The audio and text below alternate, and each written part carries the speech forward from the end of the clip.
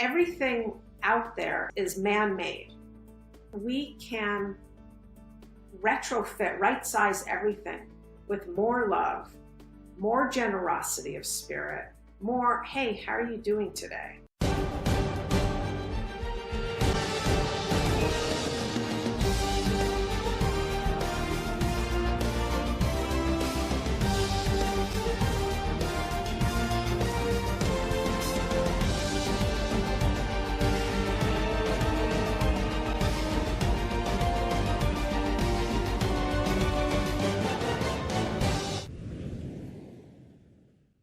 Claude, thank you so much for joining the show and taking the time to get together with us and share so much wonderful information with our audience. I can't tell you how much I appreciate it. Yay. I'm so happy to be here. Thank you.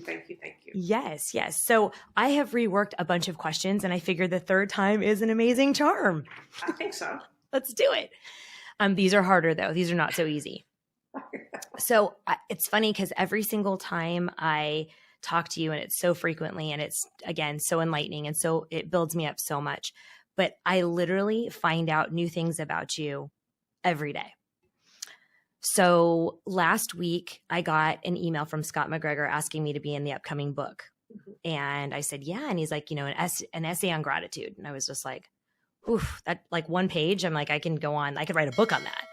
And he's like, no. He's like, just an essay on gratitude and life lessons. And I said, okay, great. And I literally opened the book and there was your essay. Oh, wow.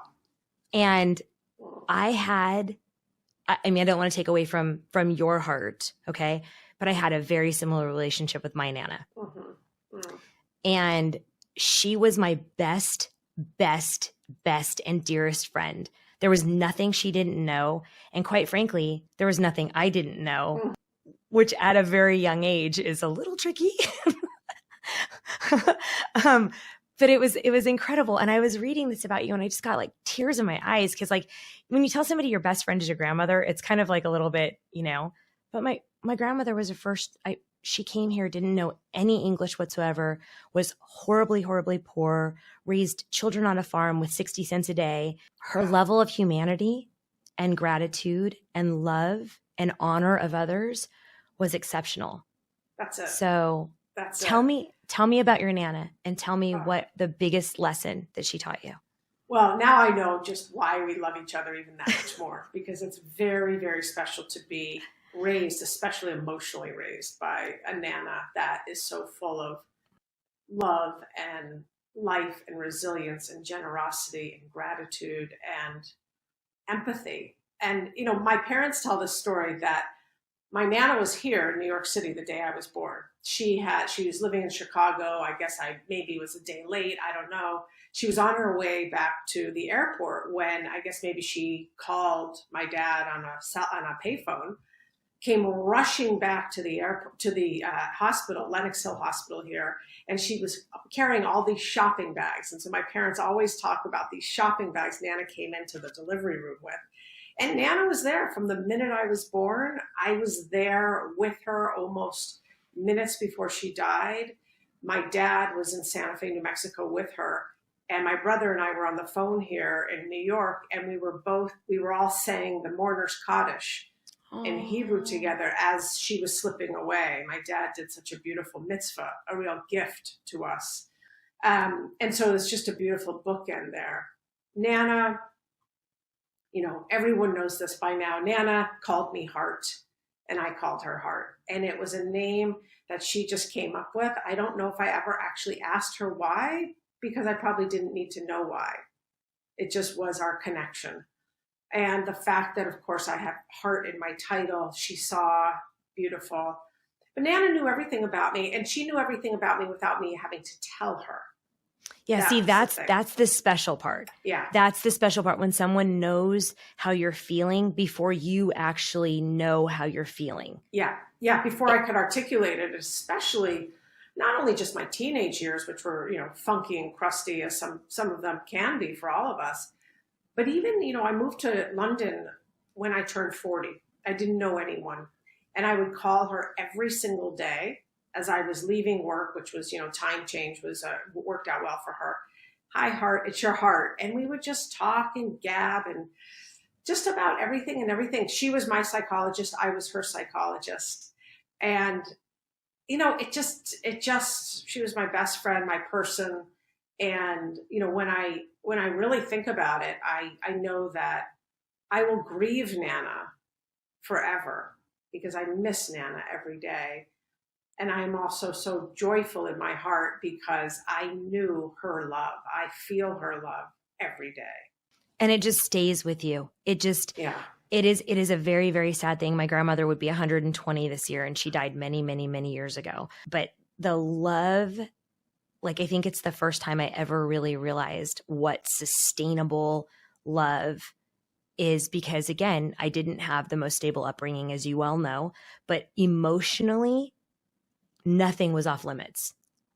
And it was just beautiful. And I'm sad every single day. I'm sad that my children don't get to know her, but I'm also honored that I was able to have her for so long.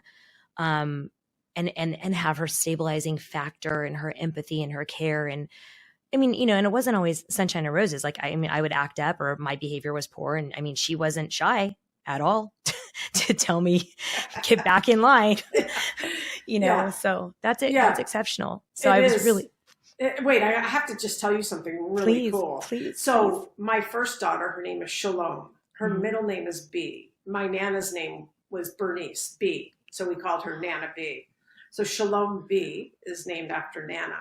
And the other day on Saturday, Shalom and I were running around in some park, and our faces were probably 1.5 feet away from each other. And literally a beautiful butterfly went straight in between us and landed on a leaf. And I said, "Hi, Nana." And Shalom said, "Hi, Nana." And it was just the most incredible thing ever. Those small moments, those things like that, you'll never forget those. Ever, ever, ever. You'll remember that. I remember the touch of her hand, and I remember walking through a garden, and I remember her not reaching for my hand, but just our hands touching, and then they just naturally go into each other. It's a safety and a bond that you'll never, ever forget. So that was exceptional that I actually just learned that about you. So I was really excited about I'm that. So happy. Thank you for bringing that up. Yeah, absolutely. Okay. So I want to add a ton of value. Obviously, you know that the show is fairly new, and that we're talking about obstacles into opportunities. And as we've talked about several times, Claude, we've had so many of those, where do we even start, both of us together? I got some feedback about questions that maybe you haven't been asked, or questions that you want to talk about. So I want to keep this super fluid, and I want to talk about adding value. What is the most pivotal decision that you've ever made in your career or professional life thus far? The most pivotal decision that I can really name this minute was when I told Gary that I no longer wanted to work in advertising. So when it actually came out of my mouth to a boss, it is something I felt years before when I was living in London, having a wonderful career I was very grateful for. But when I got here and I had been at Vayner for a year, it was so apparent to me that the art of advertising, of creating campaigns, of deliberating with clients, of doing scope creep and all of that stuff, that didn't mean anything to me anymore. I was kind of empty. I was empty there. But the team is what meant everything to me. So taking that risk, by the way, I worked with a coach. I hired a coach to help me not only get very clear on what it was I didn't want to do, but help me find the words to go and resign to my boss, Gary, who is not the easiest person to resign to. But I was as clear as day that part of my career no longer served me, and thus I wasn't serving anyone authentically. Sure, right. I could do it. I could still do it if you gave me a brief right now to do something for tennis shoes, I could do it. It's in my blood. But when I said to him, I no longer want to work in advertising, he said, "What do you want to do?" I said, "I only care about people. I only care about the heartbeat of this place." And those were pivotal words. And we ended up creating this role. So I have to say that was the most pivotal thing that I can really touch this minute. I can give you 3 or 4 others that were very big in my life. But saying those words put me on the trajectory to to only live my truth and to only breathe my truth every single day. I don't have to put a mask on to go up and present to clients. I don't have to pretend that I'm actually better with P&L and revenue than I am. I don't have to reach and try to strengthen those weaknesses anymore. And that's not to say I don't believe in strengthening areas in which I need to, but I was 45 at that moment in time, and I knew what I knew. And I'm so privileged and blessed that I got to say those words. And of course that Gary created this role, which is a role I've been doing my entire life. This is Nana. It's just official. That's it. That's it. That's all it is. It's just official. Yeah. Right. And this is Nana. This is what she did. Yeah, exactly. Tell me about Gary's face. Tell me about, I want to hear, because we all know Gary's very expressive in his facial. Yeah. So tell me, was he perplexed? Was he curious? Was he frustrated? Like, tell me about his face. Well, after we had that very quick conversation, what he doesn't remember is he said, I need you to do this job for 18 more months. And I said, I'll give you 6, or I thought I'll give you 6.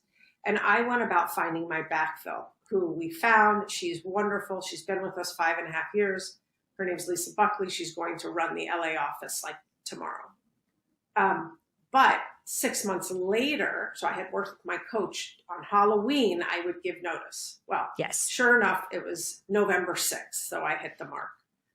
And I went in and I said, this is going to be a difficult conversation. And he was sitting in a chair, not like a desk chair, a comfy chair. And I saw him literally kind of just retract. Not shrink. Yeah, just retract. Like, he and I had such a close bond. I think, Gary takes pride in really being able to see and understand people. And this swept by him. And he'll tell you that as I was saying the words, he was thinking, how am I going to get her back? What am I going to do? What are we going to create? And it ended up being a very long, like 70-minute conversation where he said something to me that was very prominent at that moment. He said, I don't want us to be like those high school or college sweethearts that disappear and in 35 years wonder what could have happened. Wow. I just got chills. That's, just putting those two things together. Cause you know what? That's true. Think about those relationships that were so pivotal for you and so important, whatever time in your life, high school, college, even later. And then you run into them and that connection, that magnet is still there. Oh yeah. And also some of the grief is there. Yeah, too. Exactly. And so that's what he was saying. I don't want us to look back and say, what if? And the greatest thing is we don't have to, because we get to co-create this every day. That's together. Incredible. Yeah. I love that. It's a real gift to me. That's amazing. So, okay. Here's a difficult question. Okay. Is you're like, oh, good. Another one. I got my baseball bat ready. You're like, hard pass. Monday. So is this your dream job? It is my dream. I mean, it is the accumulation of my life. Okay. Into a role, into a career. My dream job, teaching surfing was pretty awesome, because there's the chief heart officer aspect and there's a physical aspect, which is really good for me to feel. I need to feel the earth every single day, which is why sitting in an office like Hudson Yards is amazing, because I get to see the planet from up here on the 25th floor, see the world, see the ocean. But this is pretty much the epitome of all of my life's work. And what it allows me to do is not only take the foundation of my life's work and all of the teachings and learnings that are just inside me somewhere, but I'm getting to learn while I'm doing it. I'm getting to brush up on things and learn new things about neurodiversity or linguistics, or remind myself that really the only thing that matters is love and everything else is an illusion, And then how do I bring that to people every single day? Because what I just said to you, everything is love and what isn't is an illusion, is very difficult for me to tell a 26-year-old sometimes. Okay, praise God. Because then they look at you and they go like this. And they're also like, well, I don't know. I'm sure they're thinking to me like, I didn't come in here for a philosophy class. Right. Like, I came in here because I want a raise. Right.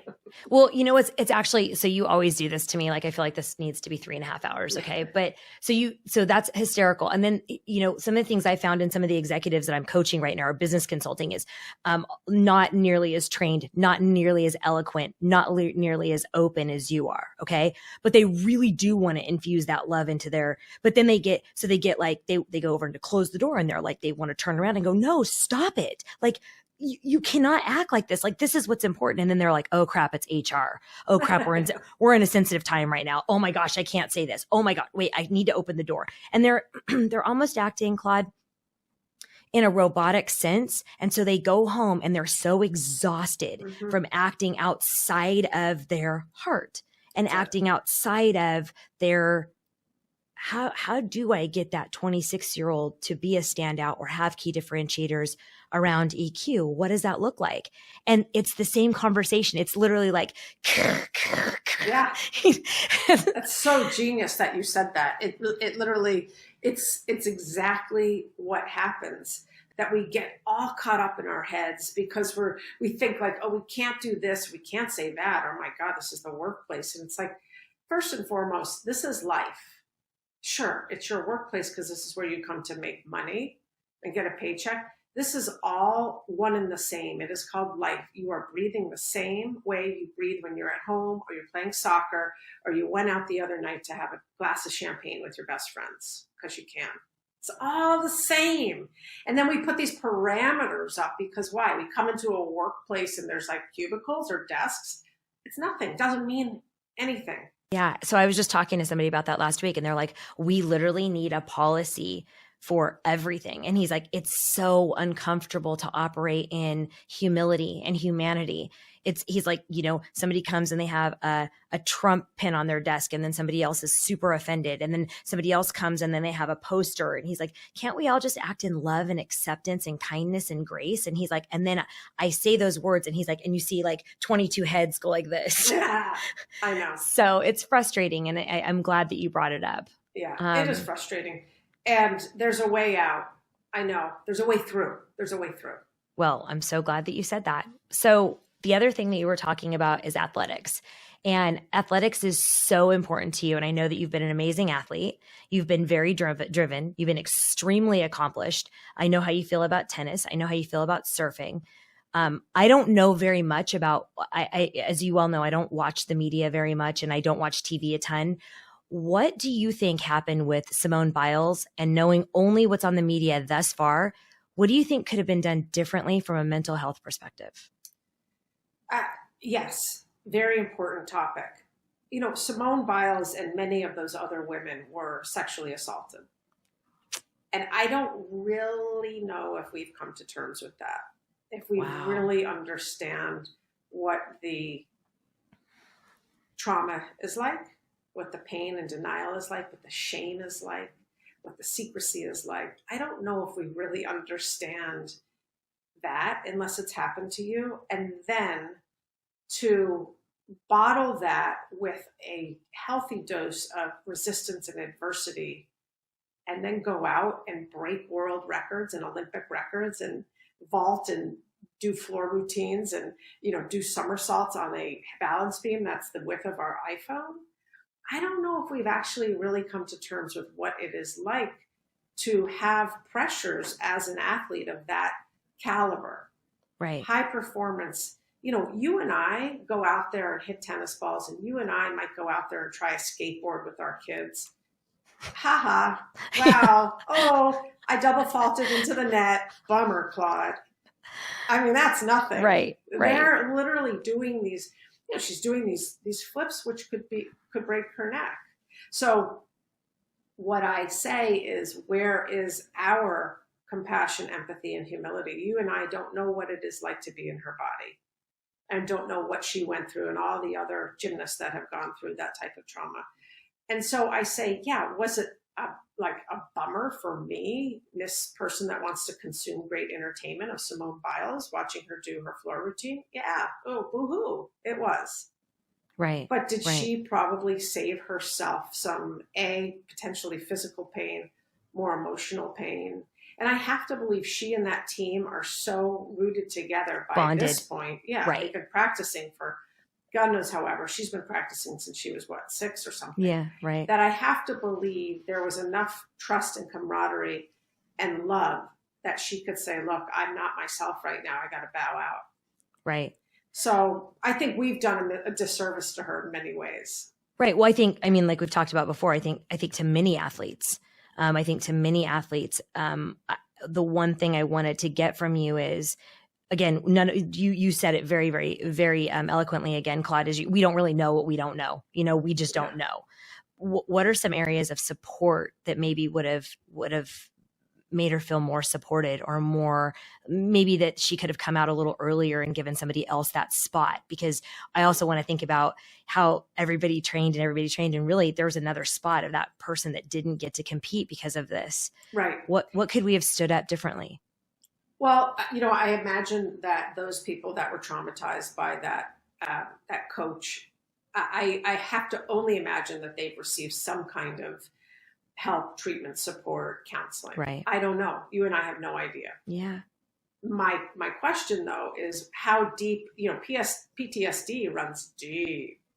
So right. And not only does it run deep, you also think you've dealt with it and you've gone through the counseling and you've gone through possibly, some people it's so deep, it's medication and counseling. Yeah. Some people it's EMDR. Some people it's, neurolinguistic processing, whatever it is. And then all of a sudden, years later, that flood comes back. Yeah. So how could we reverse engineer it? Okay, well, really taking care of the people that were affected, and especially those people that are about to go on a global stage, and maybe check in. Again, you and I weren't there behind the scenes, and we're not there in the locker room. And I imagine that Simone Biles might have had the sense of it a couple days prior. When you're not right. Like I was just telling you on a completely different level. I knew years before I said to Gary, I'm done with advertising, that I was done with advertising. I just didn't have the cojones to say anything until I finally was done with advertising. And I felt safe enough and secure enough inside. I think we always try and check ourselves, Claude, or like, are we done? Was this a bad day? Yeah. Is this a bad, what's happening for us? Are we really done? But you're right. We know exactly when we're done. We know when we're done. Yeah, we have something which is amazing, and I don't know if any other animals have it, but we have gut instinct. Yeah, for sure. We have our stomach, which speaks to us, our intuition, all of those things. So, but the moral of the story is, what would have happened had she gone out and performed? And maybe she would have done great. Maybe she would have broken a leg. Maybe she would have hurt herself in a worse way. Maybe in 5 years' time, she really would have hurt herself, and maybe she wouldn't be here any longer. Yeah. I don't think and I'm saying generalization, we have scratched the surface on what emotional health and wellness is really about every day. And when I heard, this is completely off topic to an extent, when I heard that the second killer of teenagers is suicide, I just heard this the other day, a day ago. And I've had people in my life that have decided to take their life. That we have to pay attention to that.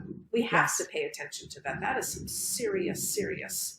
That is a massive cry for help. And if it's happening in this country among our teenagers, then what's happening with that generation right before? Exactly. Yep, that's exactly right. Well, thank you for talking to me about that. What is one question that you wish somebody would ask you that they never, ever bring up and ask you? Oh gosh, I don't know. There's so many. It's in the workplace, there's how did I know that I guess, when I was always that person that knew I had potential, and whether or not it was Nana telling me, some teachers telling me, or that inner gut telling me I always had potential. And I was just talking to the interns the other day, and I was sharing with them how, when I was 28, 29, whatever, 30, doing these kind of, whatever the elementary roles were that I had to do, the beginner roles, junior level roles, entry level, I was always thinking God, I should really be an account director now. I should really be, don't they see that I should be an account director? And I hadn't formulated critical thinking yet. I didn't know how to present to a client yet, but I was yes, I know how to do that. I know how to do that. I know how to do that.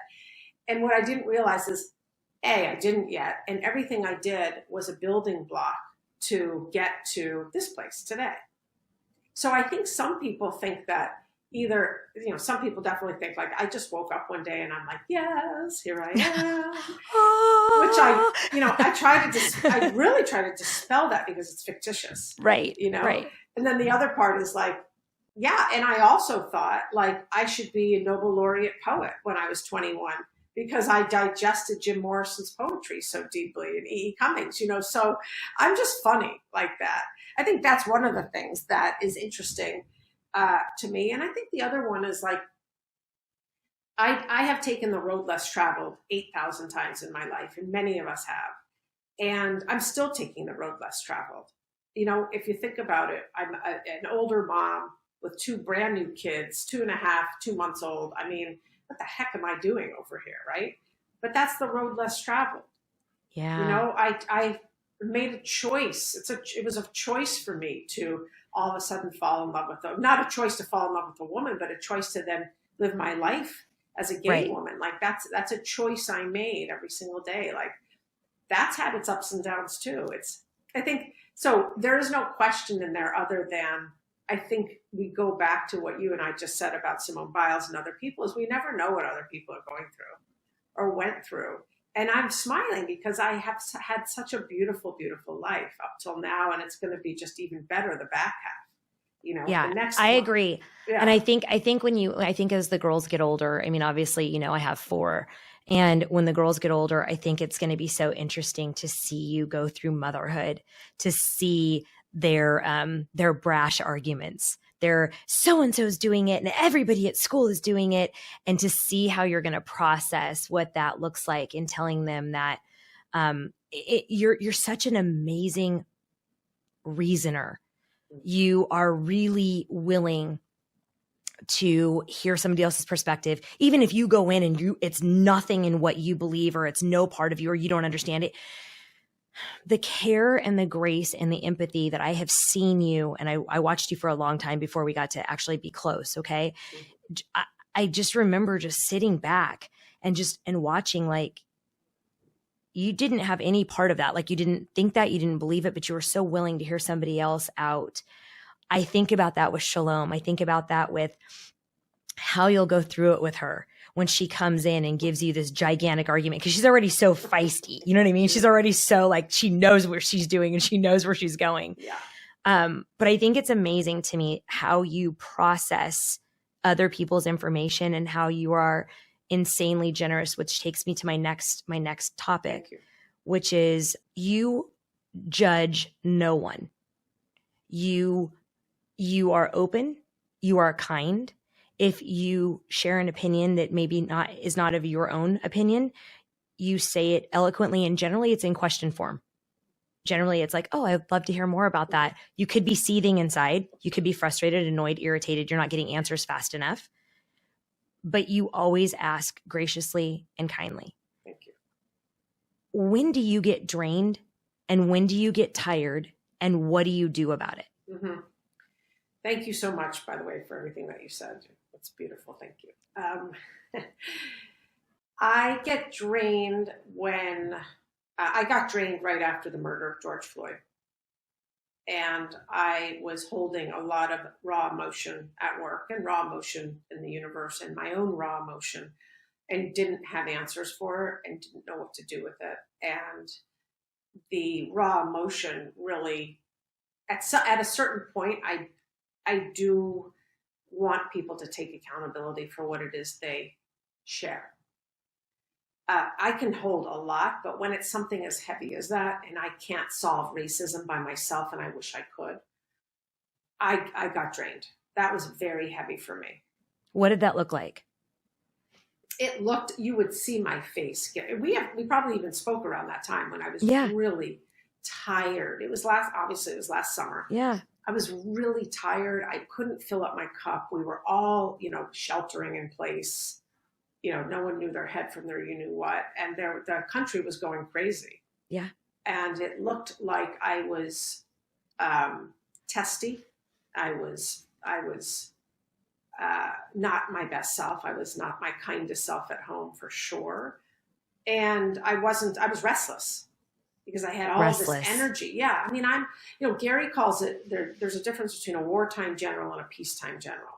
Now he wants wartime generals, and I'm a great wartime general, but I need to know how to fight the war sometimes. Right. You need the tools. I need the tools. Yeah. And that was a war that eventually I was able to get my hands around it with his help and other people's help at work, which has been phenomenal. But that was a point in my time at work where I was just overwhelmed with emotion. And when it's my emotion, it's one thing, because I know how to regulate my emotion. I know where to go for support.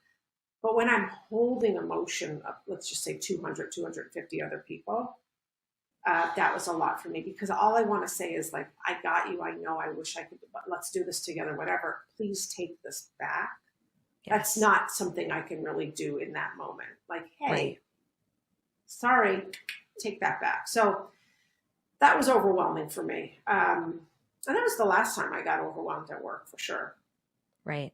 I remember that time really well. I purposely didn't watch the video, mm-hmm. and I purposely didn't, not because I couldn't handle it, obviously, because you know what my job is, yes. But more because I didn't want to form a bad or a hurtful or a hateful opinion of anyone.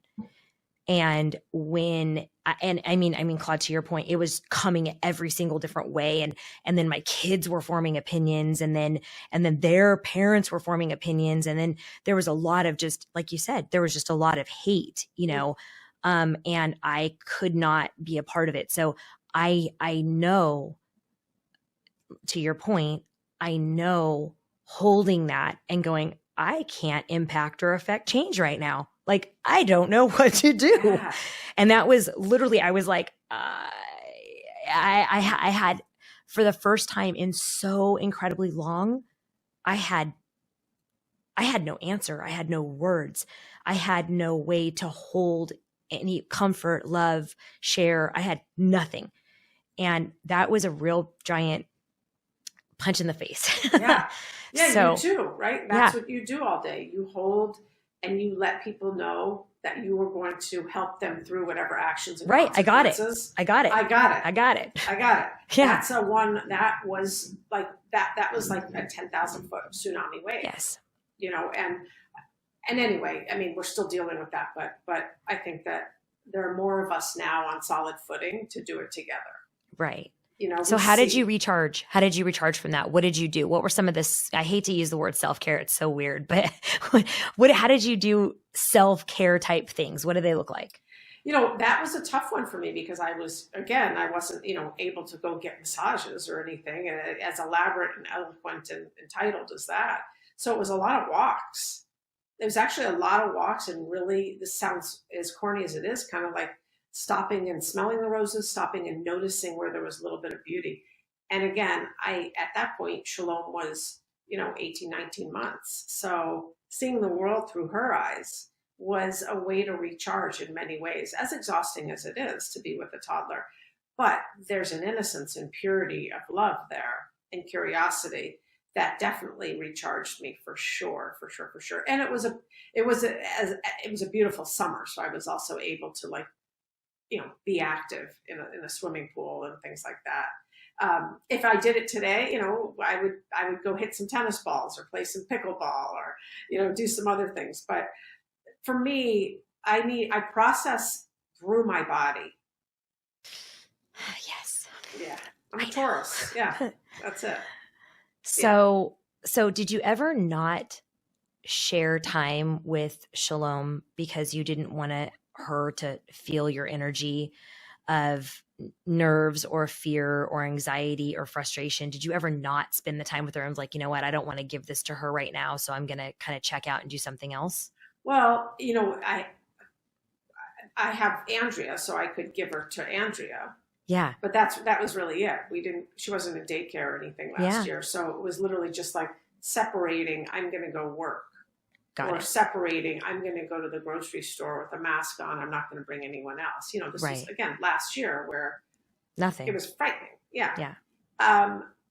And in times in which I know I cannot regulate myself, like no one should be around me. Right. Right. But again, I go back to this is a very important topic because that's the self-regulation. That's a self-actualization. I'm trying to get my clients to realize tapping out and saying, hey, not right now. I need a minute, or being able to recognize that it's actually okay to call it, to go, hey, you know what? I'm not even good for myself right now. I need to like pull myself back, and I need to, and by the way, I don't know how to do that. So I need a minute. I think you nailed it. It's not that you were good not for Shalom. It's just I know how sensitive you are about making sure she has good energy and good people around her. I mean, for everybody, I'm the same way. I have to be like, ooh, time out. That's just no more. We're done. Yeah. And you know something that I didn't do well last year, which I have brought back into my life, is being able to validate myself when I need validation. Not like, Claude, you're doing a great job. Like, I don't need that kind of validation, but like, it's okay. You deserve to take this half an hour off. You deserve, like, I have a body of evidence that tells me I can do motherhood well. Yeah. It's okay for me to tap out for an hour. That's amazing. You know, the guilt, and I didn't do that well last year, and probably because we didn't really have the opportunity in many ways. Right. And it's all new to you too, Claude. Yeah. Like, I mean, it's not your 14th kid, and you know, you haven't done this 27 years. And those moms and those grandparents say, oh gosh, these are some of the mistakes that I made as well. You know, so we're all learning. There's no manual that comes with these little critters. That's it. With those little critters, with the pandemic, they're nothing. We're all doing it. My only thing, and you know this about me because it's the same with you, is I just want to make sure I'm doing it with love. And I want to make sure that it's love in action for me. That's literally what it is. Love I love that. in action. Okay. So I ask you, hey, Claude, I want to interview your very, very, very best friend.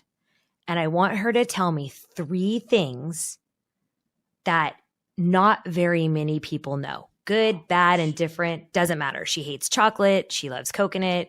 She, you know, used to have red hair. It doesn't matter what it is. What are the 3 interesting facts that your best friend would tell me that not many people know? All right. Well, I'm going to pick Gail, who's my oldest friend in the world. She would tell you that I think on her 9th birthday, it was a Grease theme. And of course, I was the only one to dress up as Kaniki or whatever the greasers were. Everyone else was dressed in like bobby socks and the dresses and all of those things. So I was such a tomboy and really did not want to wear dresses ever in my life. I think that was the first thing. And it was really, she was so accepting of me even then. You know, I was so awkward. I'm sure I had on big red glasses at the time. I started wearing glasses when I was 8. You know, my mom in the 80s was like, here, wear some big red glasses. That's a good idea. Yeah. With braces. And I was like, what? My mom did the same thing to me, but they were bright green corduroy bell-bottom pants. Amazing. And then with a plaid shirt. It was awesome. Sweet. And now today you'd be on the cover of Vogue for that. Right? You know, you really would. She would tell you that. She would tell you that when I was like, I don't know, 4 or 5, I took, and I can remember this, I took kid scissors, which are pretty dull, but I took kid scissors to her hair and chopped up her hair. And her mom dragged me to the hair salon with her to kind of see what my actions were. That was great. As a matter of fact, Shalom took a scissor the other day and cut out a piece of her curl and without me seeing it. So those scissors went bye-bye. But it's like, no, this is real. This won't grow back. She would tell you that. And I think the third thing that she would tell you, which I had to remind her of because she's so incredibly modest and humble, is she was the one that convinced me to go back to school and get my BA and actually get the piece of paper. She's also the person that introduced me to Gary. So, I mean, she's been my steady Eddie. Yeah. So she's your rock person. Yeah, I love that. She's amazing. We have been friends since we were 1. She's the chief brand officer of WW, Weight Watchers. She's a heavy hitter, and she is the most kind, funny, and generous person that I know, and doesn't miss anything. That's awesome. Yeah, I would love to meet her. It sounds like it would be just a hoot to listen to the stories. She's like Lucille Ball, but like a cover girl. I love that. Mm-hmm. Okay. If I handed you $1 million and I said, go create any program that you want, I don't care what it is. Your only caveat is you have to make leaders better and more impactful. where would you start and what would you create?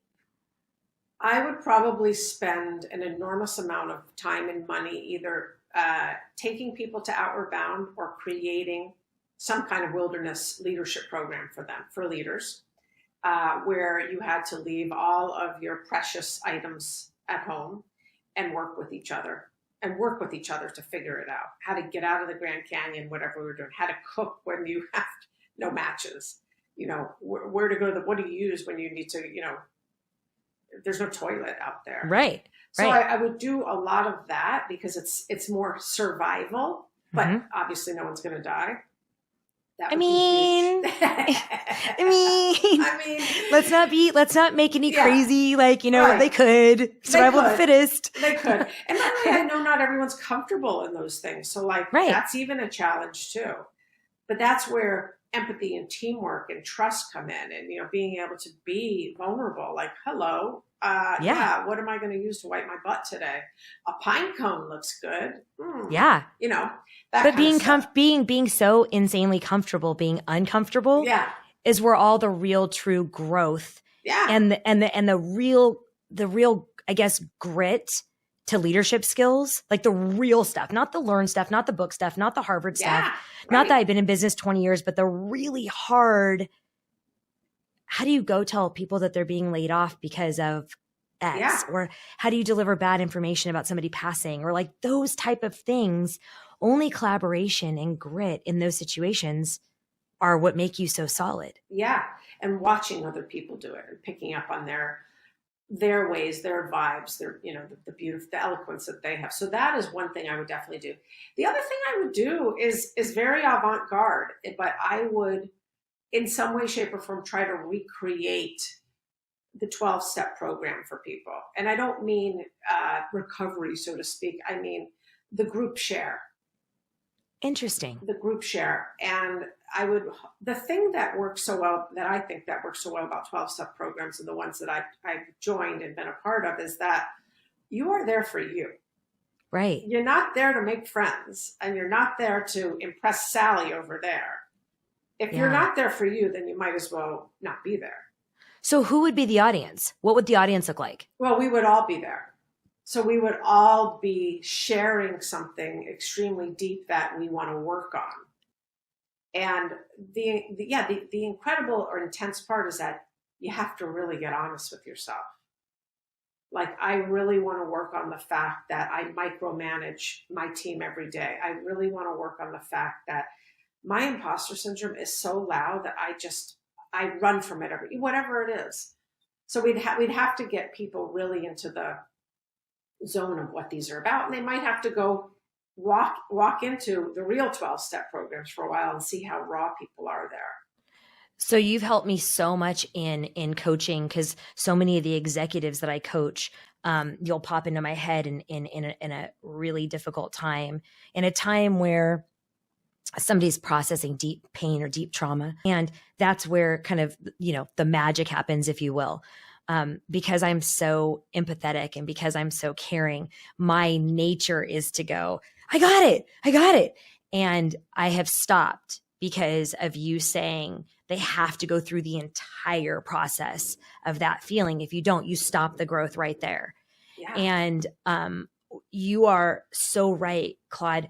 When you talk to these people that are running billion-dollar corporations, I mean, my last two clients were billion-dollar corporation presidents or CEOs or CIOs or whatever, and they didn't have those things. I have massive imposter syndrome. If you talk to somebody else, they're like arrogant and they're aloof and they're apathetic. No, that's a guard. Yeah. That's a mask. Yeah, that's just a mask. That's all it is. Right. So I think that would be awesome. And I might try to figure out a way to get you funded $1 million to make you go do this. Let's do it. I'm so game to do that. That's how we want to change this construct, which is an illusion. But by the way, we live in this illusion all day long of hierarchy, authority, the more money. I got to put you up against a wall so I can get more money. I have to shame you. You're not good enough, blah, Tweedledee, Tweedledum, all day long. And it just doesn't need to be that way. It just doesn't. Yeah, I love that insight. I was interviewing, I'm not sure if you know Robin Daniels. Do you know Robin Daniels? No. He's the CMO for Matterport. They went public last week. Okay. He is an absolute amazing human being. And I started asking these questions of people that I have so much respect for in how they develop their teams. Mm-hmm. Okay. So here's the question. Your perfect avatar. So you have no money. Okay. You have no money. You have no open positions. You have no FTE slots at all. But you go to Starbucks and you meet this person. What person do you meet that makes you want to go create a position because their person, their infusion of who they are is too good to miss out on? What does that look like for you? It looks like someone that is an enormous heart, that is extremely great with clients, customers. So I would watch this person. If they were at the register or barista, I would watch them light other people up with their magic, with the way in which they handle themselves and the way in which they bring delight to a customer, for sure. And I would watch the speed at which they get things done. That's very important to me, the efficiency. So it's fine if you want to gab with your customer, but you make sure that the coffee's getting done the way they want it to be. Customer service and hospitality is enormously important to me. I would hire, that's where I got a lot of my gifts. I would hire people from Starbucks, no problem. And they had some kind of operational excellence. So they kind of knew what was happening behind them, with who, when. So I'm sure they knew the store, the floor of the store very, very well. So maybe that's a manager of a Starbucks, or maybe just that's someone like who I was when I was 25, running a very small grocery store in San Francisco. And yeah. I had a feel for everything and everyone. And I could touch people and see them light up while I said paper or plastic. Literally. I love it. Okay. So I just figured out how we can make like $10 million in like 3 months. Okay, great. We have to teach a bunch of 25-year-olds that skill. Done. Ready? Yeah. Ready, go. Let's go. That's hysterical. I love that. And that's amazing. And it just is so aligned with everything. It's about having grit, tenacity, efficiency, and being a kind person and lighting others up, igniting who they are inside. Yeah. Making them smile when they didn't have a reason to smile that day. That's it. And your smile, I mean, I always say this, your energy introduces you before you even speak. Yes. So how are you going to walk into the room? How are you going to be in that elevator? How are you going to be when you're walking into a Starbucks and someone greets you? Like, those things are really important to me. They really are. I think that the more we do that, the more tender and compassionate the world and kind the world will be. And we need that desperately right now. So if you could meet one person in the entire world and time or money was absolutely zero issue to get to them, who would it be? His Holiness the Dalai Lama. Okay. Mm-hmm. I really would. I would. And there's some others that come to mind immediately too. Michelle Obama, Deepak Chopra, Oprah. But, so all very spiritually connected people. Spiritually connected, and people that live, at least His Holiness the Dalai Lama, live with a kind and compassionate heart. And that's their only belief in the world. Yeah, that's so interesting because people don't lead with that. People end with that. And if they began to walk through and lead with that, so many things would change. Many things would change. Yeah. Yes. Right. We just need to dismantle some other things. So people so we're running out of time. And I know, I'm like, no, we're not. But it's okay because the audio is not going to go through again. And I'm going to call you on Monday. So, do you believe that empathy can be taught or trained into a workforce? I do. Because empathy is the emotion, kindness and compassion are the actions. And I do think you can teach kindness and compassion. Oh, that's actually a really good perspective. I hadn't thought about it like that. I don't think you could say, hey, Stephynie, just try to sit in my shoes for a second. I think you can imagine what that might be like. But I think if we can train empathy through kindness, through compassion, to open the door to what another person might be feeling, going through, what their experience might be like, I think that's the ticket.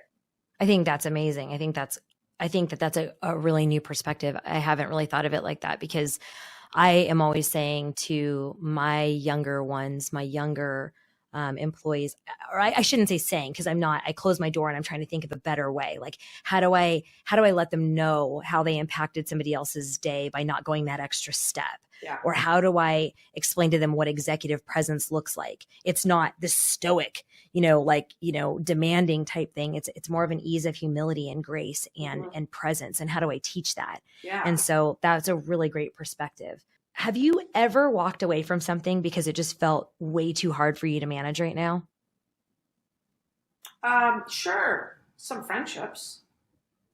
Yeah. Some friendships that were too taxing and were a little bit too taxing or demanding and boundary crossing. Yeah, I have. Not any time recently, but I certainly have before, which is, when things you realize, like, gosh, I don't feel like this with any other person. Right. Yeah. Right. This has never happened before, and it continues to happen here. Yeah. What's going on? And we're like friends. Right. Right. Yeah. Okay. So one of my last questions, there's two. Where do you see things trending from a future corporate environment for love, care, kindness, and empathy? So your specific job and what Gary has tasked you to do, where do you see it trending for every other corporation that may not be so lucky to have a chief heart officer? I do believe that this type of role will evolve, and more corporations, maybe not the ones you touch necessarily today, but more tech corporations, more media corporations are going to trend in this way. I do think so because of your workforce. So right now we still have the 5 multi-generational workforce, but soon enough boomers are going to retire. Right. And soon enough Gen Z is going to really take over with the younger millennials. And they demand this. They demand respect for their mental and emotional health. They demand purposeful work. They demand knowing that there's a diverse workforce and where does your money go to. They want to know that stuff. They check and see, will you work with this client and this client back that political person? Like, I don't want to work for you. Right, right. What does it look like? So tell me what you think. So as I see it more and more, and I'll just share with me, for me, Claude, people are talking about, we've done several diversity, equity, and inclusion audits. But then what's interesting, and I will say, I'll share very openly, it's been very frustrating because a DEI audit is paper. It's looking at information that's data. It's not touching hearts. It's not having hard conversations. It's not going in and actually having hard conversations. So we stop doing DEI audits unless we get the actual in-person conversation with the subset I choose. Yeah. You don't get to choose. Right. I get to choose. Yeah.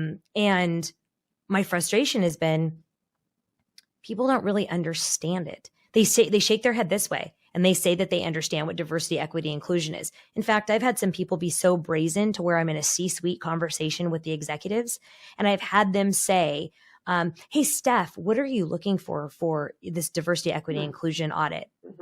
And I'm like, did they just ask me what I'm looking for? Right. What do you mean? What are you looking for? But I get so like, this is not. And then I'm like, literally, and you know me, like I get very awkward. I'm like, why am I here? I don't know what I'm doing because this is your call. You have people that are leaving. You have people that feel unheard. You have people that feel unresolved. You don't have development programs. You have so many, and then we do it and they're like, oh my gosh, Stephynie, thank you so much. I cannot believe the data that we have. And then they don't follow up with the recommendations. How do we do it better, Claude? Well, I think it goes back to what I was talking about the 12-step or the outward bound. You have to live through something. And, whether or not how are you and I going to walk a mile in a person of color's shoes? The only way to do that is walk a mile with them.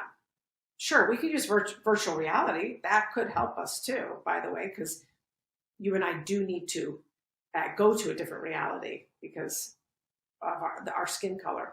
But we need to walk a mile with people and understand what code switching is about and understand how you and I go into a Starbucks and you and I might get served first. whatever it is, or the language that's used with us might be very different. These are things, they are subtle, most of them. Some of them are unconscious, but this is what's happening every single day. So that's how we need to do it, is we need to attach action to what it is we're talking about. There's data, and then you need to go and talk to those 20 people that have said that they are AAPI people of color, and ask them how safe they feel about riding the subway. Maybe ride the subway with them. It doesn't take a lot. It's called common sense. And it's called remembering that we will never know what another person is going through unless we are with them, ask them, supporting them, in lockstep with them, riding shotgun with them. That's the deal. Well, I think you say something that is like so interesting, because you say it's common sense. You wouldn't believe the head tilt. You wouldn't believe that, not here. And I'm like, but I have the data. But and it's so interesting that you would think that they would have so much more, oomph. Like, I want to fix this. I want to make it better. And they shrink, Claude. They retract. If we gave everyone some psychotropic therapy, gave everyone some ketamine therapy for the day, healthy monitored ketamine therapy, this world would be a much better place. And I'm not sponsoring drug use. I'm sponsoring therapy. You're like, yet. But I'm sponsoring, we have come, myself included, so far from where our children are. I know. We've put so much stuff up. So it is common sense to Shalom not to think about a person's skin color right now. She doesn't see it. Right. You and I and everyone else learned something along the way that ended up working for our families, and then working for our friends, working for our friendship groups and stuff like that.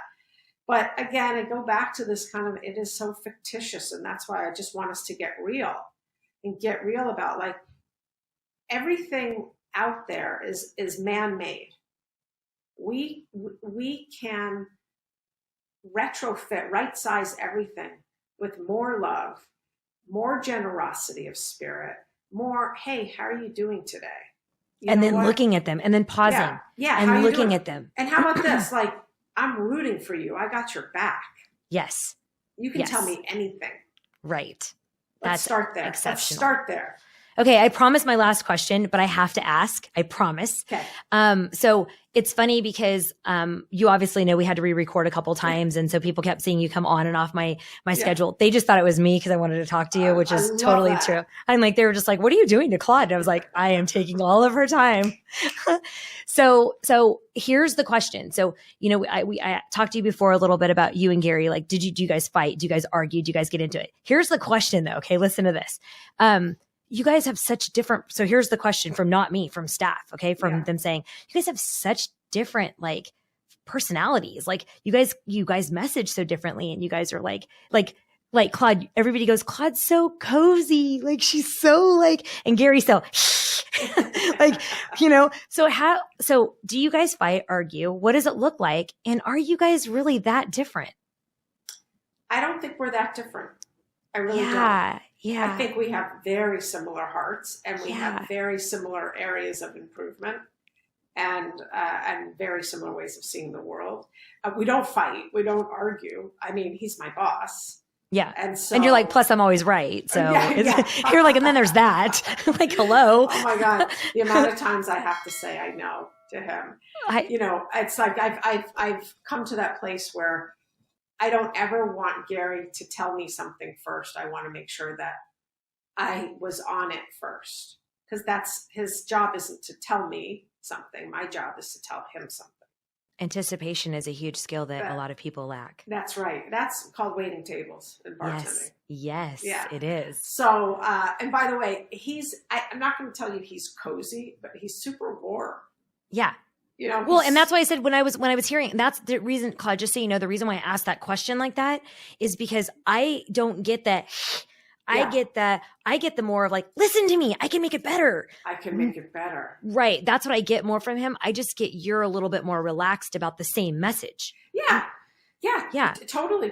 And I come at it probably with a little bit more of an emotional slant. Yes. You know, he's like bravery, and I'm like emotional bravery. Right. You're like, let me make that a little bit less edgy. Totally. Claude, thank you so much. I can't believe that we could literally talk to each other like once a week and come up with so many different. Oh my gosh. I just thank you so much for the time, and I really appreciate it. And I can't wait to have you back on the show. So thank you so much for everything. Thank you, Stephynie. This is the best. Love you. Yes. Bye. Bye.